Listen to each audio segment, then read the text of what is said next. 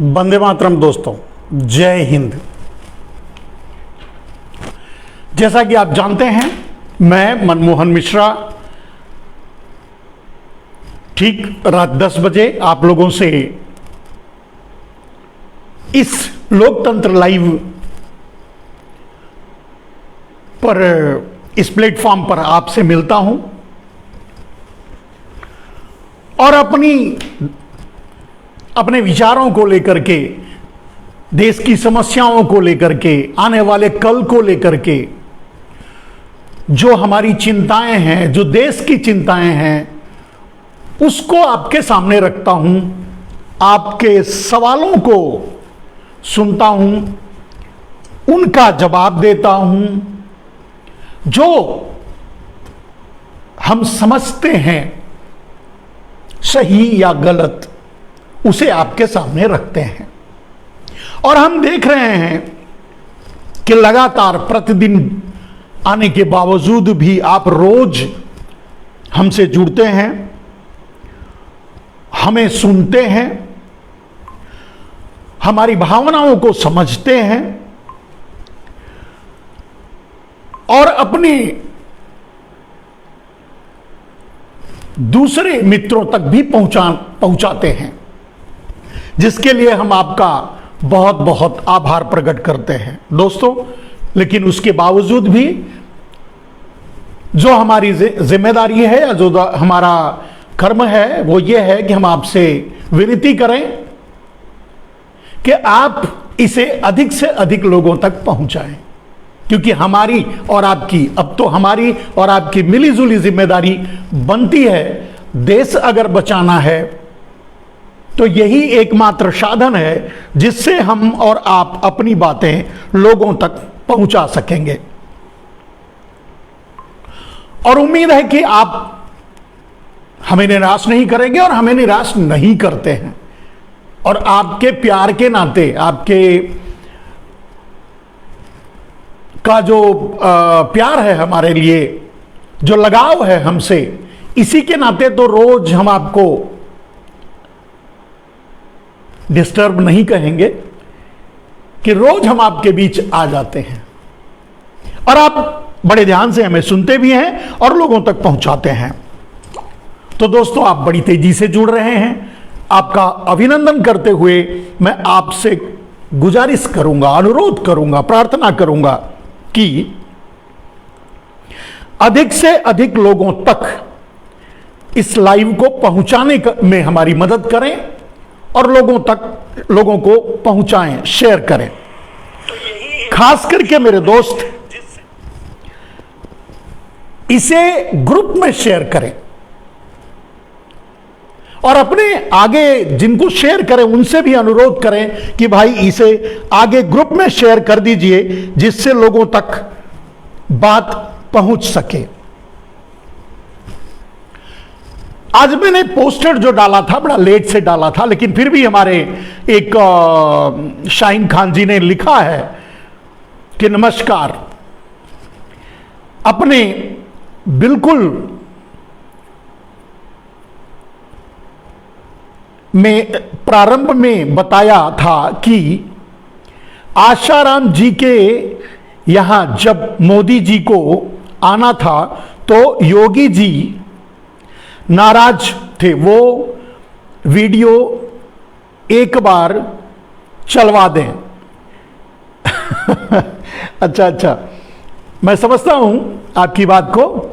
मैं अगर वो वीडियो मैं अपने पास होगा और जिस माध्यम में भी होगा, मैं उससे एक बार चलवाने की कोशिश करूंगा। आपने बड़ी अच्छी मांग की है।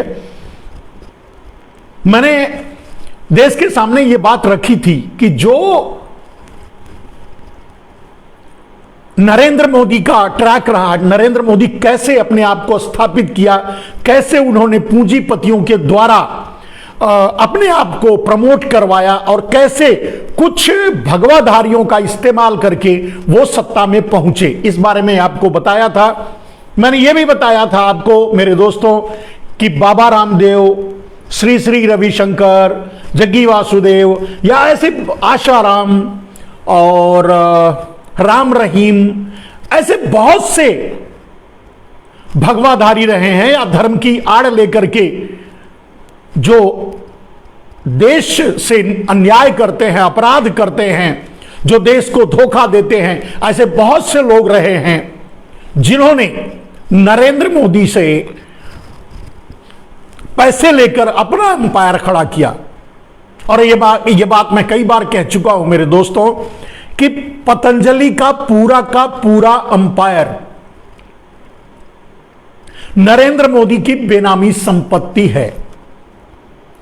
चलिए, जब संपत्ति की बात आई है तो और बहुत सी बातें हैं जो हम आपको आज शेयर करेंगे, उसमें सारी बातें शामिल हो जाएंगी, तो उसको मैं आपके सामने रखने की कोशिश करूंगा।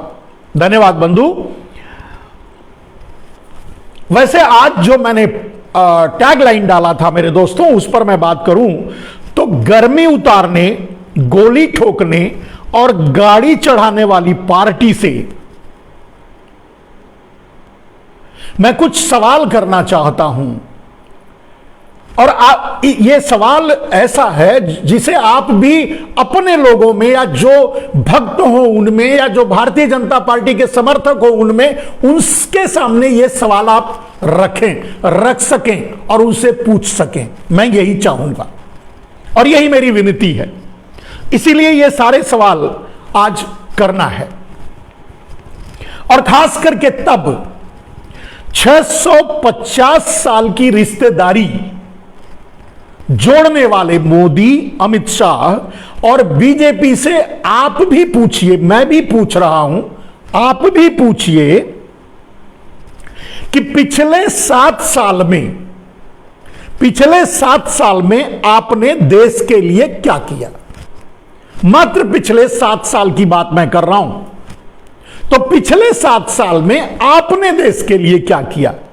650 साल की रिश्तेदारी आप जोड़ने के लिए पश्चिमी उत्तर प्रदेश में चले जाते हैं, जोड़ते भी हैं, वो निहायत बेहुदा है, वो कोई मतलब नहीं है उसका, उस पर पहले मैं बोल चुका हूं। लेकिन 650 साल की रिश्तेदारी जोड़ने तो आप चले जाते हैं। अब हम जानते हैं कि आप ऐसे ही फेंकने वाले आदमी हैं, आपको कुछ गणना तो आपके दिमाग में रहती नहीं, कोई बात तो रहती नहीं, आप यूं ही बोलते रहते हैं जो लिखा रहता है। लेकिन फिर भी मैं 650 साल की तो छोड़ दीजिए, मैं मात्र आपसे 7 साल जो आपने इस देश में राज्य किया एज ए प्रधानमंत्री के रूप में, नरेंद्र मोदी, अमित शाह सब मिलकर के इन लोगों ने जो राज्य किया भारतीय जनता पार्टी के पीठ पर चढ़ करके, बस उतने के बीच का ही सवाल मैं आज करूंगा कि आपने इन 7 सालों में देश के लिए क्या किया। आपको बताएं या ना बताएं, लेकिन मैं अपने दर्शकों और अपने मित्रों, अपने बंधुओं को यह बात बताना चाहूंगा कि इस सवाल को आप आगे बढ़ाएं, लोगों से पूछें और कम से कम उनको निरुत्तर कर दें। जब आप ये सवाल पूछेंगे तो उनके पास उत्तर नहीं होगा तो वो चुप हो जाएंगे, बगल से निकल जाएंगे, आपसे वोट भी नहीं मांगेंगे, आपसे कहेंगे कि भाई छोड़ दीजिए, मेरे जान छोड़िए, मैं जा रहा हूं, आप वोट देना ना देना आपकी मर्जी, क्योंकि उनके पास जवाब तो है नहीं। तो दोस्तों, यही आज का विषय है कि हम कुछ सवाल करेंगे भारतीय जनता पार्टी से, नरेंद्र मोदी से, कि आपने देश के लिए क्या किया।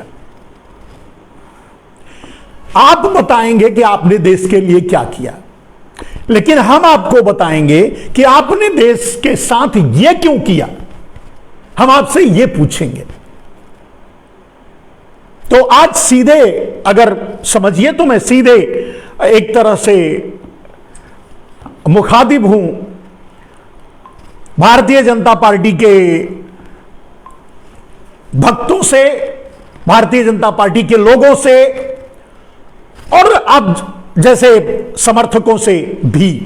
कि आप ये सवाल करें और मैं भी सवाल कर रहा हूं। अडानी अंबानी ग्रुप के सारे चैनल, ये बहुत खतरनाक और बहुत गंभीर सवाल है मेरे दोस्त। अडानी अंबानी ग्रुप के सारे चैनल, जितने चैनल वो चलाते हैं, मीडिया की बात कर रहा हूं, और मीडिया लोकतंत्र का एक पाया होता है, तो वो भी एक पाया है, एक खंभा है जो लोकतंत्र की नींव को संभाले हुए हैं, या लोकतंत्र को संभाले हुए हैं, या यूं कहें कि देश को भी संभाले हुए हैं। तो अडानी अंबानी ग्रुप के सारे चैनल गोदी मीडिया क्यों बन गए हैं? वो देश की समस्याओं, देश के मुद्दों, गरीबी, बेरोजगारी, महंगाई, भूखमरी को लोगों तक क्यों नहीं पहुंचाते?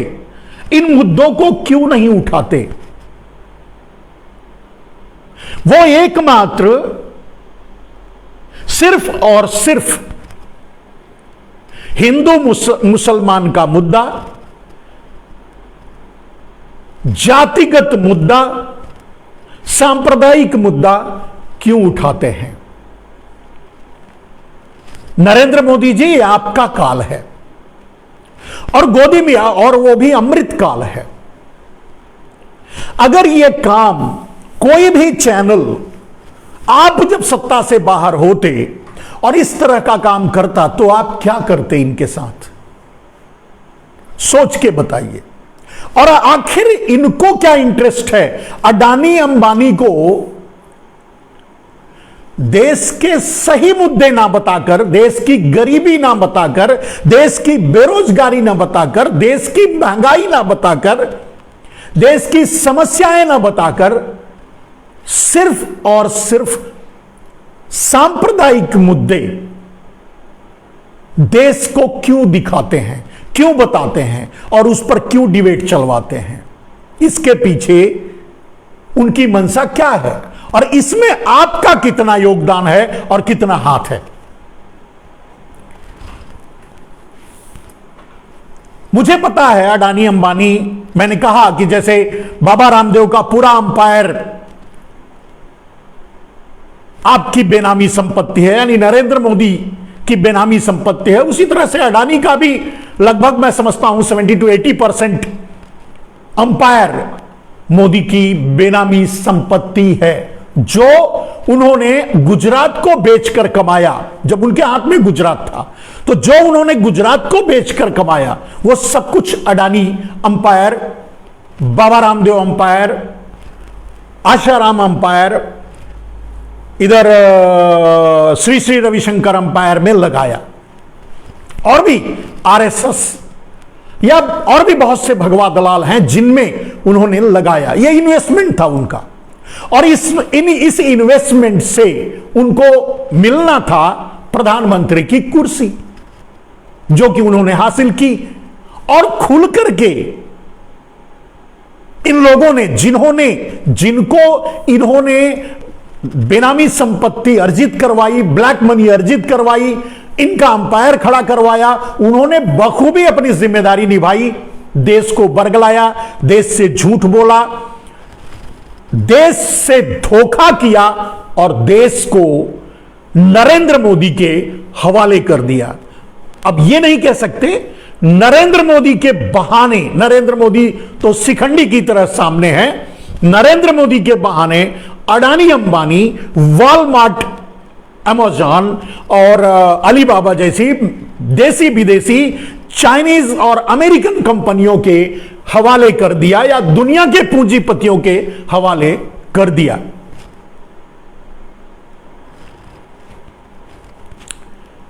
ठीक है, यह मेरा पहला सवाल था, आखिर ऐसा क्यों है? और अगर ऐसा है तो क्या अगर एक नॉर्मल आम जनता की तरह आप सोच के देखिए कि अडानी अंबानी के सारे चैनल ऐसा क्यों कर रहे हैं? गोदी मीडिया क्यों बन चुके हैं? उनकी मंशा क्या, उनको क्या हासिल है, क्यों ऐसा करते हैं? उनके उनको क्या मिलता है? आपको जब इस बारे में सोचना शुरू कर देंगे तब आपको बीजेपी को समझने में, नरेंद्र मोदी को समझने में आसानी होगी। तुरंत आप समझ जाएंगे कि षड्यंत्र आपके साथ बहुत बड़ा हुआ है।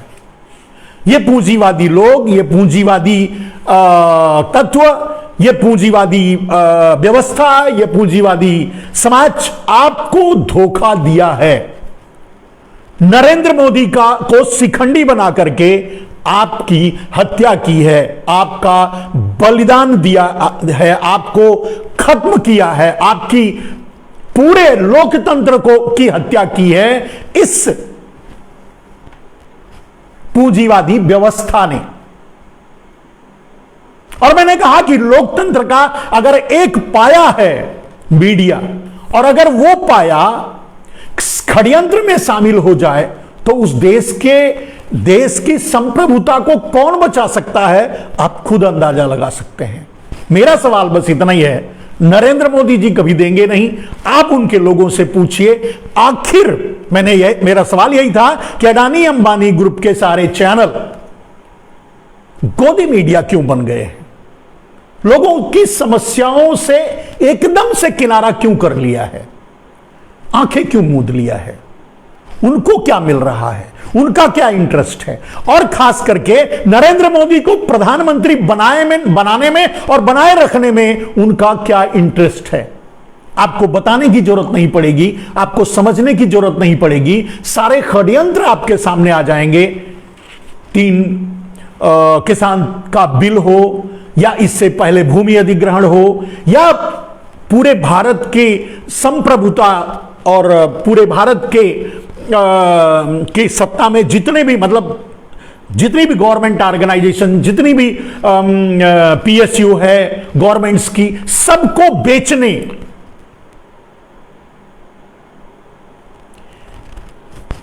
ठीक, एक आगे चलते हैं दूसरे सवाल पे।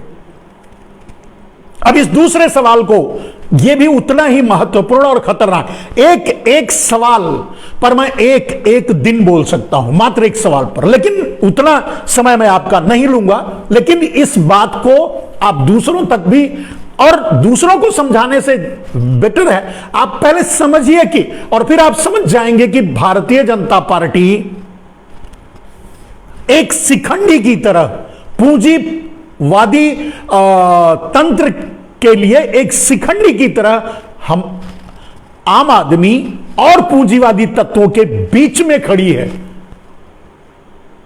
आप उस नरेंद्र मोदी को शिखंडी की तरह आगे करके आप जैसे भीष्म पितामहों का हत्या की जा रही है, यानी लोकतंत्र को खत्म किया जा रहा है। इस बात को आपको समझना पड़ेगा मेरे दोस्तों कि कैसे इस षड्यंत्रकारी पूंजीवादी लोग नरेंद्र मोदी को शिखंडी बनाकर आपके सामने खड़ा करके कैसे पूरे लोकतंत्र की हत्या करने में लगे हैं। यह लोकतंत्र की हत्या है।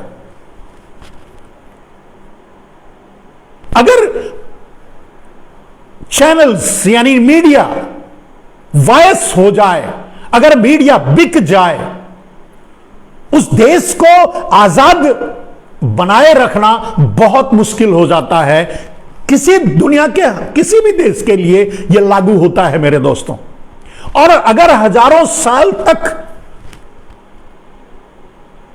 भारत गुलाम रहा तो इस मीडिया का सबसे बड़ा हाथ रहा। उस समय भी थे, उस समय चैनल नहीं थे, न समाचार पत्र थे, दूसरे और माध्यम, जो भी माध्यम था वो हमेशा पूंजीपतियों के का रहा। जैसे जितने भी तब भी न्यूज़पेपर्स जितने रहे वो पूंजीपतियों के हाथों में रहे। और पूंजीपतियों के हाथों में रहने का अर्थ यह है कि अंग्रेजों का साथ देते रहे, अंग्रेजों की गुलामी करते रहे, अंग्रेजों की दलाली खाते रहे, और उनमें सबसे प्रमुख रहे ये गुजराती भाई। आज जब नरेंद्र मोदी कभी कभी देश के नौजवानों पर बोलते हैं, देश की सेना पर बोलते हैं, तो शर्म आती है। कभी अपने दिल पे हाथ रखकर नरेंद्र मोदी एक बार अपने बारे में, अपने गुजरात के बारे में, अपने पूर्वजों के बारे में बोलना चाहते हैं, बोलते हैं, नाम लेते हैं। नरेंद्र मोदी ने आज भी दंगाइयों, माफियाओं का नाम लिया। वर्चुअल रैली जो कर रहे थे दिल्ली से, चाहे जहां से भी वर्चुअल रैली कर रहे थे, उसमें माफियाओं, दंगाइयों का नाम लिया। इनडायरेक्टली ये कहा कि अगर दंगाइयों और माफियाओं की सरकार आप बनाओगे तो भुगतोगे, यानी आप उनको मत वोट दो, हमको दो। वो दंगाइयों और माफियाओं की सरकार है। लेकिन मैं बार बार यह बात कह रहा हूं, उन्होंने नाम लेकर कहा, मैं बार बार यह कह रहा हूं कि दंगाइयों और माफियों से देश का कितना नुकसान हुआ है, 0.001%। और उन माफियाओं से जो आपके भाई हैं, अडानी से, अंबानी से,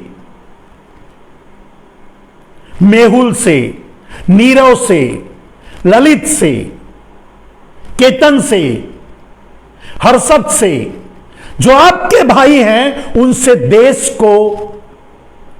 देश तबाह हुआ है, देश बर्बाद हुआ है। कभी आप उनका नाम नहीं लेते। आप उत्तर प्रदेश में मान लीजिए नहीं लेते, लेकिन क्या गुजरात के चुनाव में आपने नाम लेते हैं कभी? या जब संसदीय चुनाव हुआ था तब इन लोगों का आपने नाम लिया था? किसी भी दुनिया के सबसे खतरनाक आतंकवादी, मैं कह रहा हूं जैसे आईएसआई और ओसामा बिन लादेन, या जितने दुनिया के खतरनाक से खतरनाक आतंकवादियों से भी ज्यादा खतरनाक होते हैं ये पूंजीवादी आतंकवादी।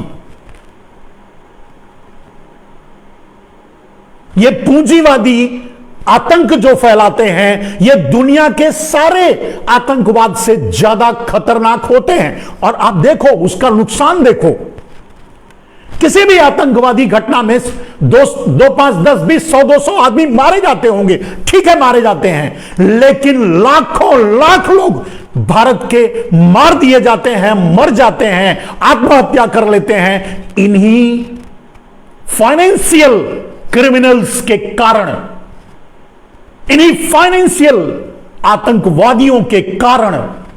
वो बैंकों से आपकी पूंजी लूट लेते हैं, बैंकों पर कब्जा कर लेते हैं। आपको 5 रुपया बैंकों से नहीं मिल पाता, वो बैंक का बैंक खाली कर देते हैं। कितने बड़े क्रिमिनल्स हैं ये। और ये समस्या भारत की नहीं है मेरे दोस्तों, ये दुनिया की समस्या है। दुनिया के लिए पूंजीवाद एक खतरा है। और अब तो दुनिया के पूंजीवादी तत्वों ने आपको खत्म करने, मिटा देने का बीड़ा उठाया है।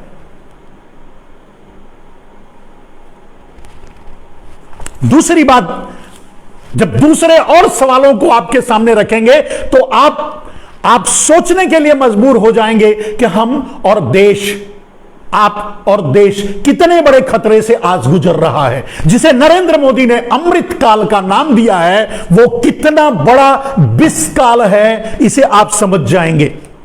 या फिर मैं चैलेंज करता हूं भारतीय जनता पार्टी का कोई भी कार्यकर्ता, कोई भी बड़ा पदाधिकारी, कोई भी इंटेलेक्चुअल या गोदी मीडिया के सारे चैनल्स को मैं चैलेंज करता हूं, एक बार मुझसे डिबेट कर लो।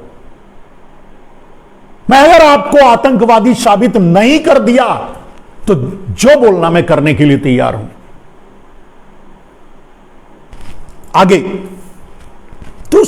तीसरा सवाल सुनिए। देश गरीबी, बेरोजगारी, महंगाई, भ्रष्टाचार, अपराध, महिलाओं का उत्पीड़न, किसानों की आत्महत्या से कराह रहा है। आपने सुना, फिर से एक बार दोहरा देते हैं। देश गरीबी, बेरोजगारी है ना बेरोजगारी। रोजगार के लिए आपके बच्चे मारे मारे फिर रहे हैं, लाठियां खा रहे हैं, दरवाजे बंदूकों की कुंदों से तोड़े जा रहे हैं, उन पर लाठियां बरसाई जा रही हैं। तो देश गरीबी, बेरोजगारी, महंगाई, भ्रष्टाचार, अपराध, महिलाओं का उत्पीड़न, किसानों की आत्महत्या से कराह रहा है। लेकिन सवाल यह है कि लेकिन भाजपा और उसके कुनबे का धन 500 गुना कैसे बढ़ गया। आपने ध्यान से सुना होगा, मैं समझता हूं आप बात को भी समझ गए होंगे। चलिए, अगर महामारी है, आफत विपत है, देश पर विपत्ति आई है, तो सब पर आनी चाहिए, सब पर बराबर होना चाहिए ना। लेकिन देश की गरीबी, बेरोजगारी, महंगाई और भ्रष्टाचार, महिलाओं का उत्पीड़न, किसानों की आत्महत्या से जहां करा रहा है, वहीं भाजपा और उनके कुनबे का धन, उनका कुनबा, भाजपा का कुनबा कौन है? अडानी, अंबानी, मेहुल चोकसी, नीरव मोदी, जय शाह, अमित शाह वगैरह वगैरह, उनका धन 500 गुना बढ़ गया है। मेरे भाई, कैसे हुआ ये? क्या ये महामारी उनके लिए नहीं आई, या ये महामारी उन पर कोई प्रभाव नहीं डाली, उनके विकास को नहीं रोक पाई? पूरे देश को तो गर्त में डाल दिया, पूरे देश का विकास रोक दिया, पूरे देश को तबाह कर दिया, पूरा देश करा रहा है। उनका धन कैसे बढ़ रहा है? कहां से बढ़ रहा है? कौन सी ऐसी टेक्नोलॉजी, कौन सा ऐसा मैक्सिमरिज्म है? और अगर है कि महामारी में भी आपका धन, आपके चहेतों का धन 400-500 गुना बढ़ सकता है, तो क्यों ना नरेंद्र मोदी, अमित शाह भाई आम जनता को भी वो टेक्नोलॉजी, वो बात बता देते जिससे ये जनता बेचारी कमा लेती, थोड़ा नहीं 500 गुना कमाती, डबल तो कमा लेती। किसान तो बेचारे अपने उपज का 2 गुना दाम आपसे चाहते हैं, जो आपने वादा किया था वो नहीं मिल रहा है। आप एमएसपी पर उनको गारंटी देने के लिए तैयार नहीं है, और वहीं 500 गुना आपका, आपके कुनबों का, आपके रिश्तेदारों का धन बढ़ गया है। कहां से, कैसे? ये ज्ञान आप, मैं बस इतना ही विनती करूंगा नरेंद्र मोदी जी, अमित शाह जी, भारतीय जनता पार्टी के बाकी सब जी जितने भी जी हैं, सब जीजियों को मैं कहता हूं कि भाई ये ज्ञान अपने पड़ोस में रहने वाले कुछ बेचारे गरीबों को भी दे दो कि कैसे 500 गुना दाम बढ़ता है। एमएलए का, एमपी का, सबका धन बढ़ा है, सबने विकास किया है, और कम से कम 500 गुना या उससे भी अधिक। दया करो मेरे नरेंद्र भाई, आप तो गुजराती हो, आप कहते हो कि मैं गुजराती हूं, व्यापार मेरे खून में है। आप इस देश पर दया करो, अपना ज्ञान इनको भी दे दो, इस देश की जनता को भी थोड़ा बता दो कि कैसे अपने पैसे को 500 गुना कैसे किया जाता है, जिससे ये अपने रोटी कमाने के लिए भी कमा लें। मैं ज्यादा नहीं चाहता, मैं नहीं कहता कि ये 500 गुना कमाएं, दुगुना तक, मतलब जो है उनके पास वही थोड़ा बढ़ जाए, चलो वो भी नहीं होता तो जो है उनका वो तो बचा रहे, वो ना छिन जाए। इस पीरियड में तो वो जिनका जो था वो भी छिन गया। गरीबी बढ़ी, महंगाई बढ़ी, बेरोजगारी बढ़ी, ये लोग मर रहे हैं। कैसे हुआ? एक तरफ तो पूरे देश के 95% लोग गरीब होते जा रहे हैं, भूख से मर रहे हैं। आप खुद ही 5 किलो अनाज से 84 करोड़ लोगों का लालन पालन कर रहे हैं नरेंद्र मोदी। तो ये 5 किलो अनाज देकर लालन पालन करने की बजाय दया क्यों नहीं कर देते नरेंद्र मोदी? आप वो ज्ञान क्यों नहीं दे देते जो अपने भाइयों को दिया है? अपने मेहुलों, चौकसियों, अडानियों, अंबानियों को दिया है, वो ज्ञान अपनी जनता को भी दे दीजिए। कम से कम वो अपने कमाने भर के, खाने भर के लिए कमा लें, बच्चों को पढ़ाने के लिए, खाने के लिए, फीस देने के लिए, जीवन चल, बस इतने भर के लिए कमा लें। 500 गुना नहीं चाहिए उनको, वो 500 गुना नहीं मांगते। किसान तो अपने जो गन्ना बेचे हैं आपके भाइयों को, वो दाम चाहते हैं कि उनका पैसा दे दो, वो भी आप नहीं दे पा रहे हो। मनरेगा में मजदूरों की मजदूरी नहीं दे पा रहे हो, मिल रहा है उनको, रो रहे हैं। आंगनवाड़ी के कार्यकर्ता, आशा वर्कर्स, जितने भी स्वास्थ्य से जुड़े वर्कर्स सब रो रहे हैं। उनको उनका एरियस या जो लेना है, जो उनको पेट पालने के लिए चाहिए, वो नहीं मिल पा रहा है। और यह कहा जा रहा है कि पैसा नहीं है। और एक तरफ आपके चहेते अडानियों, अंबानियों और आपके भाइयों 5% लोगों का धन 500 गुना बढ़ जाता है। कुछ तो बात है नरेंद्र मोदी आप में, और आप इस बात को रैली में क्यों नहीं बताते? आप रैली करते हो, वर्चुअल रैली करते हो, उसमें लोगों को बहुत समझाते हो कि आप मुझे वोट दीजिए, नहीं तो माफिया खा जाएगा। अरे यार,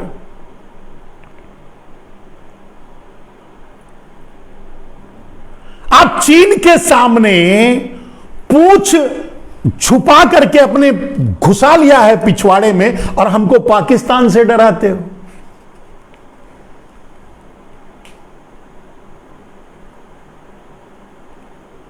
$500 गुना आप कमा लेते हो, हम ₹5 के लिए मर रहे हैं। आम आदमी अपना पेट नहीं पालने के लिए कमा पा रहा है, और आपका जैसा से लेकर बाकी पूरे जो खानदान हैं, पीढ़ी दर पीढ़ी जो जिनका नाम मैंने लिया, वो कहां से कहां पहुंच गए। कुछ ज्ञान, अब आप बहुत अच्छा बोलते हो नरेंद्र मोदी जी, कुछ ज्ञान उनसे वोट मांगते हो ना, उनसे कहते हो ना कि आप वोट हमें दे दीजिए। अरे भाई, वोट के बदले नहीं, कुछ तो वोट के बदले ज्ञान ही दे दीजिए। 5 किलो अनाज जिनको देते हो, आप उनको बस इतना ज्ञान दे दीजिए कि अपने धन को 500 गुना कैसे करते हैं। 500 गुना वाला मत बताइए, वो फार्मूला छोड़ दीजिए। वो अपने भाइयों को रामदेव के लिए रहने दीजिए, वो रविशंकर के लिए रहने दीजिए, वो अडानी अंबानी के लिए रहने दीजिए, वो मेहुल चौकसी, नीरव मोदी के लिए रहने दीजिए। आप सिर्फ ये बता दीजिए इन बेचारे गरीबों को कि पेट भरने के लिए कैसे कमाया जाए। वो कमा लेंगे, आपको 5 किलो अनाज भी नहीं देना पड़ेगा। मैं हाथ जोड़ता हूं, आपका दिल करे तो मुझे एक बार ले जाकर और जेल में डाल दो, अगर आपको खुशी मिलती है, अगर आपको मुझसे कोई तकलीफ है। लेकिन इन गरीबों को वो फार्मूला बता दो कि ये पेट कैसे पाल सके। मैं नहीं पूछता, मैं ये नहीं कहता आपको कि इनको वो 500 गुना वाला फार्मूला बता दो जो जैसा कमाते हैं, लागू करते हैं, जो अमित शाह लागू करते हैं, जो केतन पारेख लागू करते हैं, हर्षद मेहता लागू करते हैं, जो ललित मोदी, नीरव मोदी, मेहुल चौकसी, जो वो फार्मूले में से छोटा सा फार्मूला, रोज कमाए रोज खाए वाला फार्मूला इन बेचारों को बता दो। 5 किलो अनाज आपका बच जाएगा नरेंद्र मोदी। जो 1000-2000 नौटंकी करते हो उनके खातों में डालो, वो भी आप ही रख लो। गैस की सब्सिडी भी आप ही रख लो, सब कुछ आप रख लो। मैं कुछ नहीं कहता, बस एक चीज बता दो, वो फार्मूला कैसे पेट भरने के लिए कमाया जाए, 500 गुना के लिए नहीं। चलिए, मैं बहुत पूछ चुका एक ही मुद्दे का सवाल, मैं बहुत पूछ चुका, आगे का सवाल पूछता हूं, उसका बताइए दीजिए। नहीं कुछ तो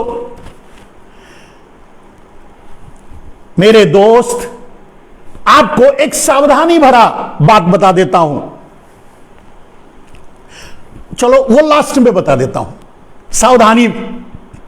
लेकिन अभी और सवाल ही करता हूं। मनरेगा के मजदूरों को, स्वास्थ्य कर्मियों को, देश के दूसरी संस्थाओं से जुड़े लोगों को, ये स्वच्छता अभियान से जुड़े, आपकी साफ सफाई करने वाले, गटर साफ करने वाले लोगों को, मतलब निम्न स्तर पर जो मजदूरी करते हैं उनको मजदूरी नहीं मिल रही है, बेरोजगार सड़क पर उतरकर लाठी खा रहे हैं।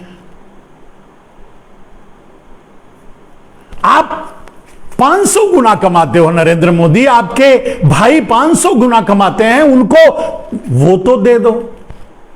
और क्यों नहीं मिल रहा है, यही तो मैं पूछता हूं, मेरा सवाल यही है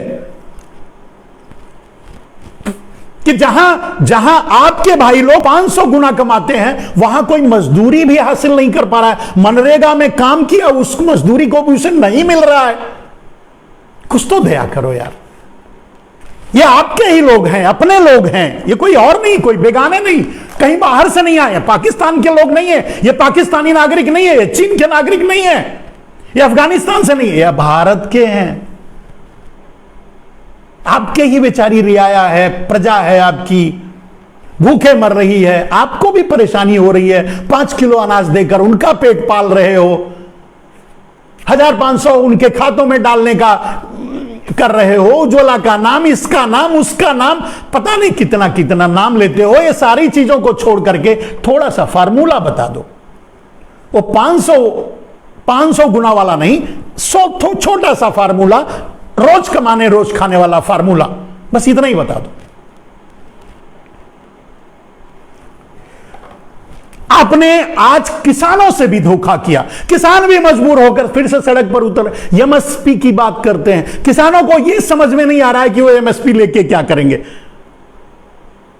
वो किसान उतरे हैं, सड़क पर उतरेंगे, लोगों को के पास जाएंगे, समझाएंगे कि मुझे एमएसपी दे दो। उन्हें यह पता नहीं है कि आपकी एमएसपी नहीं, आपका तो खेती छीन लिया गया, किसान बिल लागू कर दिया गया, जमीन आपके पास रहने ही नहीं पाएगी।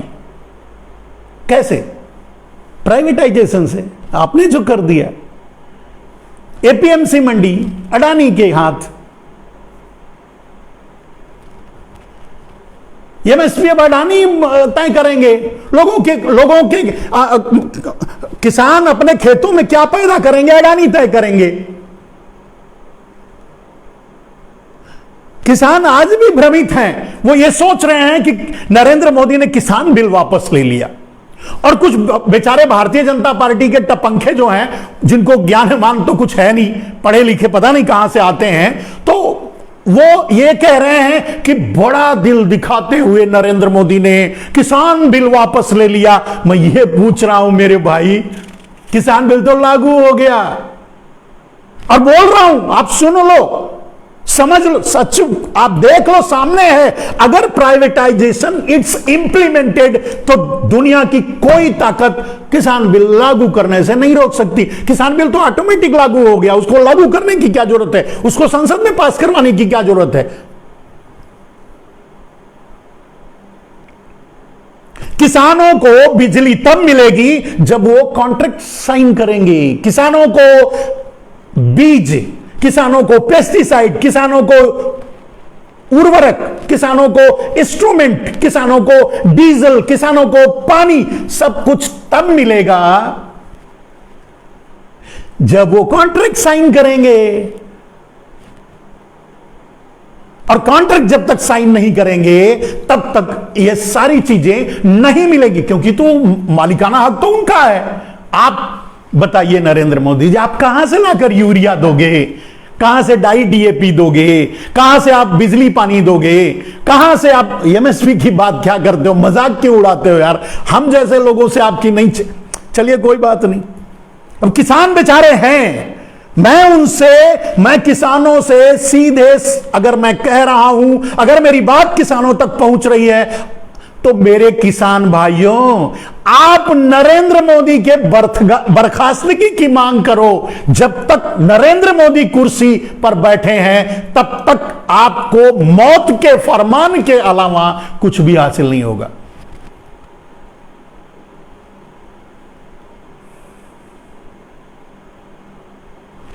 एमएसपी तो छोड़ दीजिए यार, एमएसपी से क्या मिलने वाला है। एमएसपी पर जब फूड कॉर्पोरेशन ऑफ इंडिया उनका होगा, जब एपीएमसी मंडी उनकी होगी, जब फिर एमएसपी का क्या मतलब है यार। एमएसपी से क्या मिलने वाला है किसानों को। एमएसपी भी आपको बरगलाने के लिए कहा जा रहा है, हम दे रहे हैं, हम कमेटी बनाएंगे, वो आप किसानों का विजन होना चाहिए। अगर किसान समझते हैं मेरी बात को, तो देश को बचाने का एक ही रास्ता है, नरेंद्र मोदी का राजनीतिक कैरियर, राजनीतिक गुजरात के मुख्यमंत्री हैं, वहां भेज दो, वो अपना देखेंगे, वो ठीक है, वो गुज्जू गुज्जू भाई आपस में समझ लेंगे। पूरा देश अगर इतना खतरा मत मोल लो, तो आपका आंदोलन, आप जब एमएसपी के बारे में आज निकल करके कहने जा रहे हो, मेरे किसान भाई, मेरे राकेश टिकैत भाई, मेरे और जो भाई हैं किसान के नेता, मैं उनसे कहना चाहता हूं कि अगर आप चाहते हो कि किसान बिल तो लागू हो, दुनिया की कोई ताकत नहीं रोक सकती, ऐसे जैसे मैंने बताया ऐसे लागू कर देंगे। अगर रोकना चाहते हो तो आपको रोकना पड़ेगा नरेंद्र मोदी का राजनीतिक कैरियर। नरेंद्र मोदी को प्रधानमंत्री की कुर्सी से उतारे बगैर आप कुछ नहीं कर सकते। आपको एमएसपी नहीं, नरेंद्र मोदी की बर्खास्तगी मांगनी होगी। आपको लोगों के बीच जाकर यह बताना होगा कि आप मोदी जनता पार्टी को वोट किसी भी कीमत पे मत दो, तब जाकर देश बचेगा। समझो, एमएसपी मांगने से कुछ भी नहीं मिलने वाला है, क्योंकि ऑलरेडी आप वही बोल रहा हूं ना, एमएसपी की बात करते हो, एमएसपी पर कौन खरीदेगा? अब बोलो, एमएसपी हमने लागू कर दिया, सरकार ने कमेटी बनाई और एमएसपी को डिक्लेयर कर दिया। आपके एक एक सामान, लहसुन प्याज से लेकर के नून तेल धनिया तक, सबको एमएसपी की गारंटी दे दी। जो भी पैदा होता है खेतों में, यहां तक कि बथुआ और मरचा, जो भी, एमएसपी की गारंटी दे दी। लेकर क्या करोगे? बंटा छीलोगे? इधर एमएसपी की गारंटी दे दी, उधर एफसीआई नहीं रहेगी, एपीएमसी मंडी नहीं रहेगी, सब कुछ प्राइवेटाइजेशन हो जाएगा, सब कुछ प्राइवेट हो जाएगा, सब कुछ अडानी अंबानी के हाथों में होगा। आप एमएसपी लेकर क्या करोगे मेरे भाई? अगर लेना ही है तो नरेंद्र मोदी का इस्तीफा लो, अपनी समझ को थोड़ा आगे ले जाओ, नरेंद्र मोदी की तरह सोचो। नरेंद्र मोदी 47 साल पीछे अपने अमृतकाल को ढकेल दिया, सिर्फ इसलिए क्योंकि वो जानते हैं कि अब वो राष्ट्रपति बनेंगे, राष्ट्रपति बनने के बाद अमित शाह को प्रधानमंत्री बनाएंगे, उसके बाद संविधान खत्म करेंगे, उसके बाद लोकतंत्र खत्म करेंगे, खुद को आजीवन राष्ट्रपति घोषित करेंगे। ये सब करने वाले, उनकी तो लंबी योजना है, और आप एमएसपी पे अटके हुए हो। अरे भाई, देश बचा लो, एमएसपी तो मिलती रहेगी। और पूरे देश, ये किसानों की बात नहीं है, देश का एक एक आदमी के लिए ये अमृत काल नहीं, विष काल है। और ये समझ लो, अमृत काल नहीं, ये वार्निंग काल है, समझ लो। यमराज आपके सामने खड़ा है, बचना चाहते हो, लुका छिपी से नहीं बच सकते, मुकाबला करो, शिखंडी को हटाओ, शिखंडी को महाभारत जिसने भी देखा है, जिसने भी समझा है, उसको समझ में आनी चाहिए, शिखंडी का हटना जरूरी है, यानी नरेंद्र मोदी का हटना जरूरी है। जब तक शिखंडी बीच से नहीं हटेगा, तब तक भीष्म पितामह यूं ही मरते रहेंगे। मतलब किसान की मौत, देश की मौत, चाहे भूख से हो, चाहे गरीबी से हो, चाहे बीमारी से हो, बेरोजगारी से, किसी भी तरह से मरना आपकी किस्मत में है। It's a world order. Narendra Modi ने बड़े बड़े वैज्ञानिक की तरह इस बात को बताया कि अब आगे जो आएगा उसका वर्ल्ड ऑर्डर कुछ और होगा। वही और बता रहा हूं आपको, नया वर्ल्ड ऑर्डर क्या होगा, आपके लिए जगह नहीं है। आप अपने खेतों से किसको हकालते हो? पशुओं को हकालते हो ना? क्यों हकालते हो? घर पे बांध क्यों नहीं लेते? उनको घर पे बांध करके, घर पे बांधोगे कैसे? क्यों बांधोगे? जब उनके गोबर गोमूत्र की जरूरत पड़ती थी आपके खेतों को, जब उनसे आप हल जोत चलाते थे, उनकी सेवा लेते थे, तब उनकी जरूरत थी। अब उनकी जरूरत आपको नहीं है, इसके लिए हकाल रहे हो। कभी इस खेत से मार के वहां, कभी उस खेत से मार के वहां, कभी उस खेत से मार के वहां। आपका भी यही हाल है। पूंजीपतियों की मिलों में, फैक्ट्रियों में, बड़ी बड़ी मल्टीनेशनल कंपनियों में कहीं कोई जगह नहीं है। सब कंप्यूटर ने ले लिया, व्यवस्था कंप्यूटर देखता है, मजदूरी मशीन करती है। आपकी जरूरत नहीं है। आप आवारा पशु हो। आप यहां से वहां, यहां से मारे जाओगे, वहां से मारे जाओगे, वहां से मारे जाओगे। आपका यही नियत है। अगर छोटी छोटी जगह काम करते तो आप समझ लो, एक बिल्डिंग बनाते थे, पहले 50 मजदूर लगते थे, उठा उठा करके ऊपर ले जाते थे, सब उसको बनाने में काम करते थे, सीमेंट और बालू मिक्स करके। अब मशीन आ गई है, जरूरत ही नहीं आपकी, मशीन मिक्स कर लेगी। मिक्स किया हुआ रेती गारा सब मिक्स करके आ जाएगा, डायरेक्ट ऊपर चढ़ाया जाएगा, मशीन ऊपर जाएगी, ड्रिलिंग मशीन रहेगी जो उसको हिला हिला करके बराबर करेगी, पूरा काम मशीन करेगी। आपकी जरूरत कहां है? तो आप कहां, आप क्या हो? आप आवारा पशु हो। आप उन पशुओं में अपने आप को देखो। मेरे देशवासियों, मेरे भारतवासियों, आप अपने आप को उन पशुओं में देखो जिनको डंडे लेकर अपने खेतों से हकालते हो। मैं नहीं कहता कि आप गलत करते हो, आपको रोटी खाना है, बचाना है, अपनी जमीन, अपना खेत, इसलिए हकालते हो, सही करते हो। लेकिन दूसरे खतरे को देखो, उसके पीछे, उस उदाहरण के पीछे जो खतरा है उसको समझो। आप आवारा पशु बन चुके हो इस पूंजीवादी व्यवस्था को। मिलों में आपके लिए जगह नहीं, ऑफिसों में आपके लिए जगह नहीं क्योंकि कंप्यूटर आ गया है, मिलों में आपके लिए जगह नहीं क्योंकि मशीनें आ गई हैं, डिस्ट्रीब्यूशन सिस्टम में आपके लिए जगह नहीं क्योंकि बड़ी बड़ी मशीनरी आ गई है जो यहां से वहां कोई भी सामान पहुंचा देगी, ले जाएगी, वगैरह वगैरह। आपकी जरूरत कहां है? आपकी जरूरत है जहां मशीनें काम नहीं करेंगी तो खेतों में खुदाई करना हुआ, गुड़ाई करना हुआ, हो सकता है कुछ ऐसे काम हो जहां मशीनें काम ना करें, वहां आपको काम पर लगाया जाएगा। ईंटा ढोने के लिए ईंटा, हो सकता है जहां मशीनों की जरूरत और कंप्यूटर की जरूरत नहीं होगी वहां आपको लगाया जाएगा, वरना आपको हकाल दिया जाएगा। इस इंस्टीट्यूशन के दरवाजे से उस इंस्टीट्यूशन के दरवाजे से इस इंस्टीट्यूट ऐसे हकाला जाएगा। आप आवारा पशुओं की तरह घूमते रहोगे, आप पूरी जिंदगी घूमते रहोगे, आपको कुछ नहीं मिलेगा। ये बोलते हैं ना, इतना लाख की नौकरी देंगे, उतना लाख की, बाप की नौकरी, बाप का माल है क्या? नौकरी कहां से देगा? देगा कैसे जब बेच दिया तो? एक उदाहरण मैं देता हूं। आपकी अपनी छोटी सी फैक्ट्री थी, 20 आदमी काम करते थे, आपने किसी तीसरे आदमी को बेच दिया। अब कोई आपके यहां नौकरी मांगने आएगा तो दोगे? कहां से दोगे? आप तो बेच दिया। तो नरेंद्र मोदी ने तो बेच दिया, मिलेगा कहां से? मिलेगा कॉन्ट्रैक्ट। मोटा काम वो भी जो मशीनें नहीं कर पाएंगी, कंप्यूटर नहीं कर पाएगा, वही मोटा काम आपके लिए दिया जाएगा, आपको दिया जाएगा बुला बुला करके 5,000 और 10,000 की तनख्वाह में। अगर आप एमए कर रहे हो, बीए कर रहे हो, एमटेक कर रहे हो, बीटेक कर रहे हो, डिग्री ले रहे हो, सोच रहे हो कल ये बन जाएंगे, कल वो बन जाएंगे, कल वो बन जाए, कुछ नहीं होने वाला। मैं निराशा की बात नहीं कर रहा हूं। It's a systematic world order जो नरेंद्र मोदी बता रहे हैं। नहीं आप समझ पा रहे हो, मैं समझा रहा हूं, बस इतना ही फर्क है।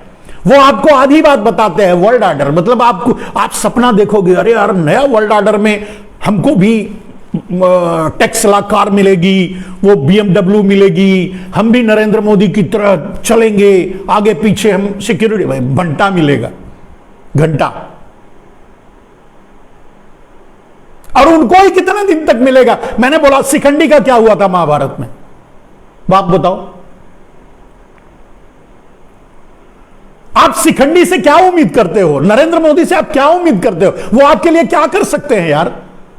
आपके अपने भीष्म पितामह को मरवाने के अलावा वो कुछ नहीं कर सकते।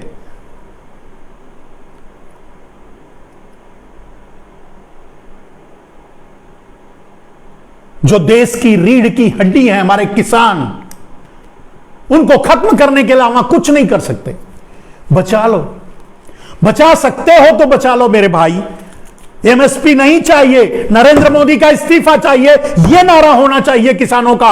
अगर किसानों को मेरी बात समझ में आ रही है तो मैं तब से बोल रहा हूं क्योंकि मैं मोदी को समझता हूं, क्योंकि मैं मोदी को करीब से देखा हूं, क्योंकि मैं मोदी को करीब से समझा हूं, जानता हूं, उनके अगल में बगल में बैठकर उनकी बातें सुना हूं।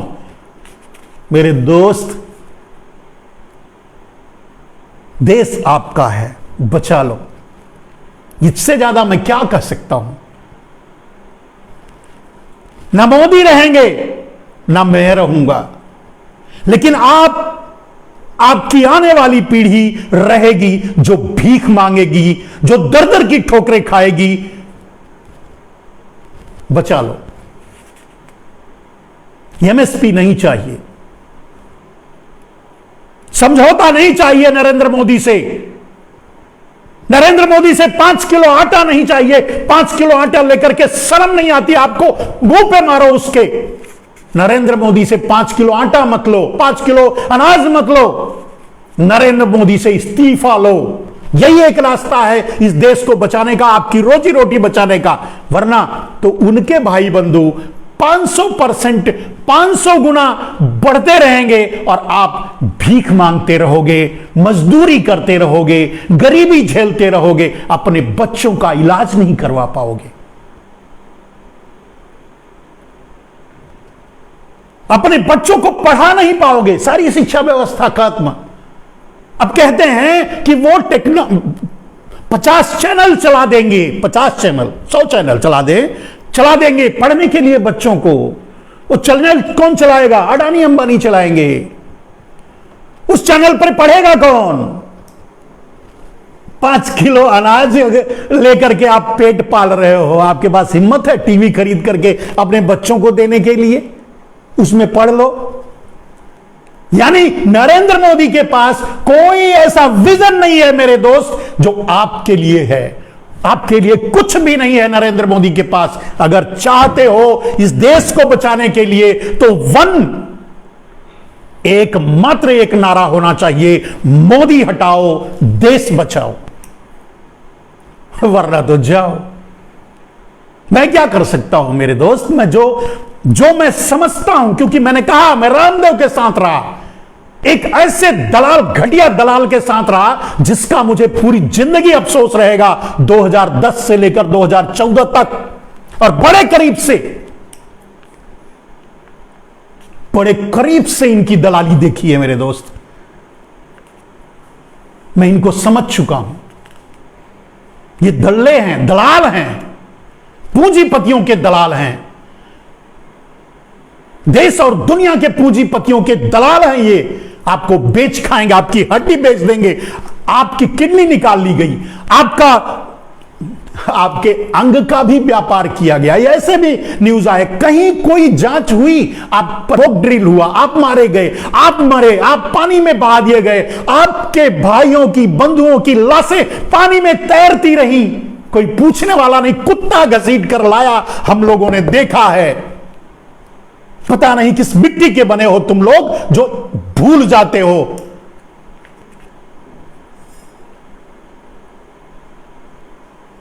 जिन्होंने कुछ नहीं मिला, अपने दाह संस्कार करने, अपने इष्टों का दाह संस्कार करने के लिए वो ले जाकर के रेत में दफना दिया, उन पर से चादरें खींच ली गई सिर्फ इसलिए कि कोई इसका फोटो न ले, कोई दिखाए ना।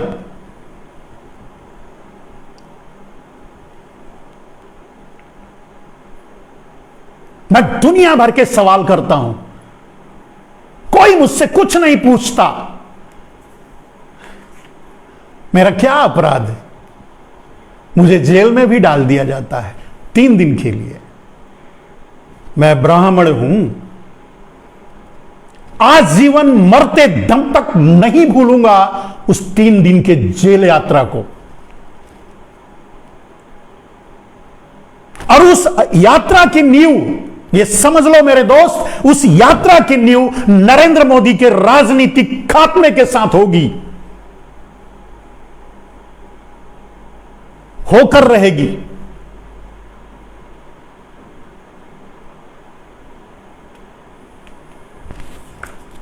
तो दोस्तों, दंगाइयों की बात करना, माफियाओं की, बार बार आज भी इतने के बाद भी नहीं बदले, दंगाइयों की बात करना, माफियाओं की बात करना, ये ड्रामा करना, ये सब क्यों करते हैं? ये क्योंकि आपको बरगलाना चाहते हैं मेरे दोस्त। आप जानते हो कल एक घटना हुई, अब उसको एसपीजी क्या बोलते हैं, पहले जेड प्लस थे, अब पहले कुछ था, अब जेड प्लस या हाई सुरक्षा दी जा रही है। एक बात बताओ मेरे दोस्त, बीजेपी के अलावा, मैं ये चैलेंज के साथ कह रहा हूं, इसको बात सुनिए, बीजेपी के अलावा भारत में किसी के पास हिम्मत है जो गोली चलाए? ओवैसी पर गोली चलाने वाला कौन था? बीजेपी। ओवैसी पर गोली मारने के लिए नहीं चलाई गई थी, इट्स प्रोजेक्टेड, प्रायोजित घटना, अंजाम दिया गया मुसलमानों को बरगलाने के लिए, बेवकूफ बनाने के लिए, मूर्ख बनाने के लिए। कितनी सातिराना चालें चलते हैं ये, और उसके बाद भी आप उनको समझ नहीं पाते मेरे दोस्त। दया करो, आपसे मैं भीख मांग रहा हूं, इस देश को बचाओ, दया करो इस देश पर, वरना आने वाली पीढ़ियां, हम ताना मारते हैं मेरे दोस्त, हम अपने आप को बहादुर कैसे कहते हैं? हम तो हजारों साल गुलाम रहे, हम पहले दिन मारकर भगा सकते, थप्पड़ों से मारते तो भाग जाते, हमारे समुद्री लुटेरे आकर हम पर राज करके चले गए, हम अपने आप को बहादुर कैसे कह सकते हैं? आज जो हमारे पूर्वजों ने गलतियां की, वो इनके ही पूर्वज थे, तो जो हमारे पूर्वजों ने गलतियां की, वो गलती आप कर रहे हो नरेंद्र मोदी के साथ, उसे भगाओ। भगाने के अलावा कोई रास्ता आपके पास नहीं है। अगर चाहते हो, समझते हो, अगर जानते हो कि यह देश आपका है, यह देश बचाना चाहते हो, तो नरेंद्र मोदी को भगाओ, भगाने का नारा दो। एमएसपी मत मांगो मेरे किसान भाइयों, मेरे किसानों के बच्चों से, किसान भाइयों से, किसानों के बच्चे जो शहरों में रहते हैं उनसे, सबसे, आम उपभोक्ता से, गरीब से, मजदूर से, सबसे मेरी गुजारिश है, आप एक द्रोह काल से गुजर रहे हो।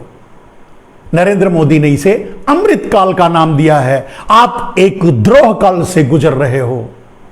इस द्रोह काल से अपने आप को बचा लो, इस द्रोह काल से अपने देश को बचा लो। यह देश आपका है मेरे दोस्त। मैं इससे ज्यादा और कुछ नहीं कह सकता, और वैसे भी मेरे दोस्त, मेरी ये बातें लिख करके रख लेना, रिकॉर्ड करके रख लेना, अपने पर्स में रख लेना, जहां भी रख सकते हो रख लेना। दूसरों को पहुंचाओ, दूसरों को बताओ, दूसरों को प्रेषित करो आगे। लेकिन एक ही गुजारिश है मेरे दोस्त, इस देश को बचाओ। और मैं बहुत बार कह चुका हूं मेरे दोस्त, मैंने कुछ सवाल किए, इन सवालों का जवाब इनके पास नहीं, कुछ और सवाल करता हूं, टेक्निकल सवाल मेरे दोस्त।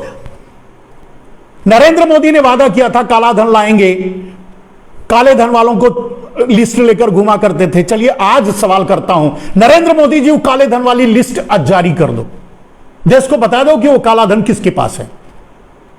जेल में मत भेजो, छोड़ दो, माफी दे दो, हिस्सा ले लिया आपने तो कुछ नहीं करोगे मालूम है, तो कम से कम देश को बता दो कि काला धन किसके पास, who is the ultimate owner of today, black money किसके पास है, बता दो, आपकी पोल खुल जाएगी।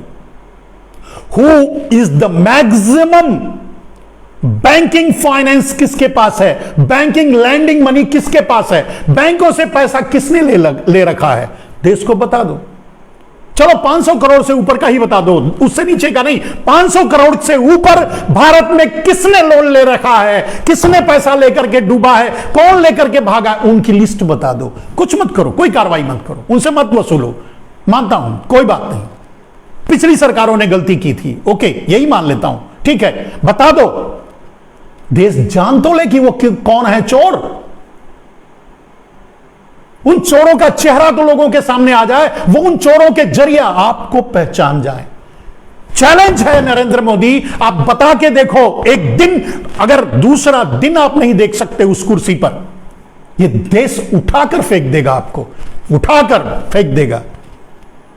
जिस दिन देश को पता चलेगा ब्लैक मनी किसके पास है, जिस दिन देश को पता चलेगा 90% ब्लैक मनी किसके पास है?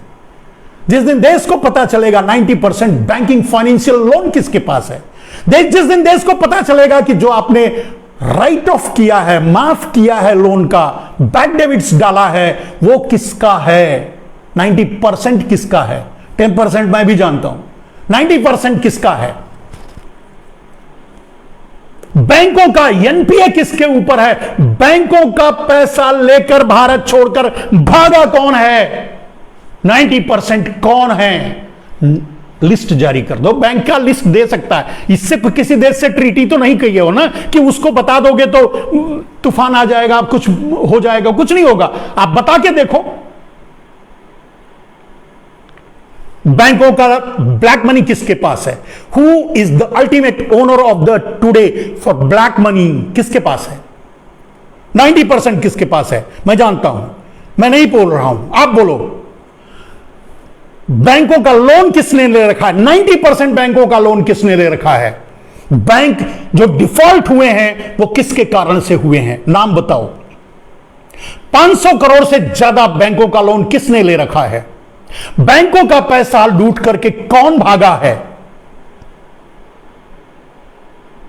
और फाइनली नरेंद्र मोदी 6000, आप पलायन की बात करते हो कैराना से, यहां से वहां से, मैं देश के पलायन की बात करता हूं। 6 लाख से ज्यादा भारतवासी देश छोड़कर, देश की नागरिकता छोड़कर चले गए हैं, वो कौन है, उनकी लिस्ट जारी करो, पूरा देश समझ जाएगा who is the culprit of India, Bharat का चोर कौन है। 6 लाख जो भारत की नागरिकता छोड़े हैं उनमें कौन है, उनका नाम जाहिर करो, देश को बताओ, आप पता चल जाएगा पूरे देश को कि कौन है वो छोड़ कर गए हैं या उन्हें भेजा गया है, उन्हें बसाया गया है उस ब्लैक मनी को सेट करने के लिए, ब्लैक मनी को अंडरग्राउंड करने के लिए, ब्लैक का व्हाइट करने के लिए, ब्लैक मनी की हिस्सेदारी लेने के लिए। नहीं बताओगे? ये सारे सवाल हैं मेरे नरेंद्र मोदी जी, इस देश से भी। और ये देश आज बार बार घूम फिर करके माफियाओं की बात, मुसलमानों की बात, हिंदुओं की बात, 80-20 की बात क्यों करते हो, मैं जानता हूं। इसके अलावा कैसे बचोगे? एक उदाहरण देता हूं कि शिवलिंग पर चढ़े हुए बिच्छू की तरह है, हमेशा आप धर्म की आड़ में छुप जाते हो।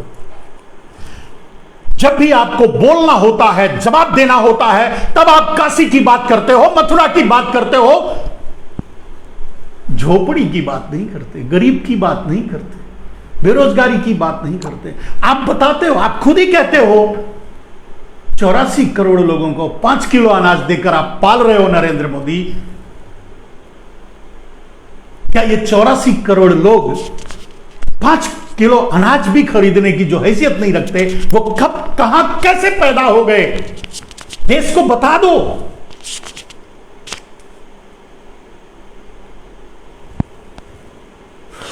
चलिए दोस्तों, अथाह प्यार आपका मेरे साथ है, आप मुझे सुनते हो। हमारी आपकी मुलाकात अब फिर से सोमवार को होगी मेरे दोस्तों, हम फिर सोमवार को मिलेंगे। लेकिन मैं जितने लोग मेरे भाई, मेरे बंधु, मेरे मित्र जुड़े हुए हैं इस समय, जो मुझे सीधे सीधे देख रहे हैं, मैं उनसे हाथ जोड़कर प्रार्थना करता हूं कि मेरी बात सुनकर अपने पास तक मत रखो मेरे दोस्त, ये दूसरों को पहुंचा दो, इस देश को बचा लो। वरना जिस तरह हम कहते हैं कि हम हजारों साल गुलाम रहे, हम उन्हें बहादुर कैसे मान लें, हम उन्हें वीर कैसे मान लें? क्या हम हजारों सालों तक गुलाम रहे और वो हमारे लिए कुछ नहीं कर पाए? कुछ चोर, नाविक, लुटेरे भारत में आए और भारत को गुलाम बनाते रहे और वो कुछ नहीं कर पाए, हम उन्हें वीर कैसे मान लें मेरे दोस्त? उसी तरह से आज आने वाली पीढ़ी आपसे पूछेगी, आप पर सवाल उठाएगी कि 2020, 22, 2014 से लेकर के 2000 आज 22 है, तो 2014 से लेकर के 2022 के लोगों ने इस देश के लिए क्या किया? हमारे पूर्वजों ने हमारे लिए क्या किया? हमें गुलामी दी, हमें जलालत दी। जो मैंने बात कही है, इसे स्लोगन मत समझना मेरे दोस्त। जिस तरह से आप या पूरा देश आवारा पशुओं से परेशान है, उसी तरह से ये पूंजीवादी लोग, ये नरेंद्र मोदी, ये अडानी, ये अंबानी, ये जो जितनी भी अंपायरिंग्स है, जो 500 गुना कमाते हैं, उनके लिए आप आवारा पशु हो। आपको एक दरबे में, एक बाड़े में ले जाया जाएगा, चारों तरफ से बाड़े लगा दी जाएंगी, उसके बीच आप मर जाओगे तड़प तड़प कर भूखे। आज जो हाल आवारा पशुओं का है, वही हाल आम आदमी का होगा। अब क्यों? मैंने वो भी आपको तर्क के साथ बता दिया कि न तो कहीं नौकरी है, न तो कहीं जॉब है, न कहीं प्रोडक्शन है। मैंने कहा कि टेक्नोलॉजी, जो मैनेजमेंट है वो कंप्यूटर संभालता है, जो मजदूरी है वो ये क्या कहते हैं इसको, मशीनें संभाल लिया। आपके लिए जगह ही नहीं बची मेरे दोस्त। तो आप आवारा पशु हो गए ना। कितने दिन तक ये व्यवस्था आपको बर्दाश्त करेगी? एक ना एक दिन आपको हकालने के चक्कर में कहीं ना कहीं तो आपको ले जाकर गिराएगी, और गिराया ही ना। आपको मरता छोड़ दिया गया। आप रोड पर चले, भूखे, नंगे, प्यासे, अपनी बीवी को छोटी सी गाड़ी में बिठाकर ढकेलते हुए गए। साइकिल पर एक बेटी अपने बाप को बिठाकर गई। बैलगाड़ी पर, बैलगाड़ी में भी एक बैल और दूसरी तरह एक अपना भाई अपना कंधा देकर उस बैलगाड़ी को खींचते हुए अपने घरों तक पहुंचा। लोग रेलवे लाइन पर कटते रहे, मरते रहे। जो पार्टी आज हजारों हजार गाड़ियां आपके बीच भेजी हैं वोट मांगने के लिए, उन्होंने एक साइकिल तक आपको मुहैया नहीं कराया कि आप इसी से अपने घर चले जाओ। इतना तो कर ही सकते थे ना। चलिए आप जा ही रहे हो ना, हम आपको साधन नहीं दे पा रहे हैं, तो लो एक साइकिल ले लो, वही साइकिल से अपने घर चले जाओ। वो भी नहीं हो पाया। ये वो है क्रूर, मतलब जो कहते हैं ना कि मतलब जिनमें कोई मर्सी नहीं, कोई दया नहीं, कोई भावना नहीं, आपके लिए कोई जगह नहीं है। इसलिए मैं कहता हूं, मैं किसान भाइयों से कहता हूं, एमएसपी नहीं, मोदी का इस्तीफा मांगो। मैं मजदूर भाइयों से अपने कहता हूं, आप मनरेगा में अपनी नौकरी और उससे मिलने वाला पैसा मत मांगो, नरेंद्र मोदी का इस्तीफा मांगो। मैं अपने बेरोजगार भाइयों से कहता हूं कि आप नौकरी नहीं, नरेंद्र मोदी का इस्तीफा मांगो। मेरे दोस्त, आज के लिए बस इतना ही। जय हिंद, वंदे मातरम। और फिर एक बार बड़े प्लीज मुझ पर दया कीजिए, मेरी बात अपने तक मत रखिए, लोगों तक पहुंचाइए मेरे दोस्त, क्योंकि लोग समझेंगे, कम से कम देश को बचाने के लिए बाहर निकलेंगे, समझेंगे तो आगे बढ़ेंगे। आज के लिए बस इतना ही। जय हिंद, वंदे मातरम। फिर मुलाकात होगी सोमवार को इसी प्लेटफॉर्म पर, ऐसे ही। धन्यवाद, धन्यवाद आप सभी लोगों का धन्यवाद, क्योंकि आप बड़ी संख्या में जुड़े हुए हो। और आपसे इसीलिए मैं कहता हूं कि अगर इतने लोग मिलकर चाहोगे तो इसे घर घर तक पहुंचा दोगे। जय हिंद।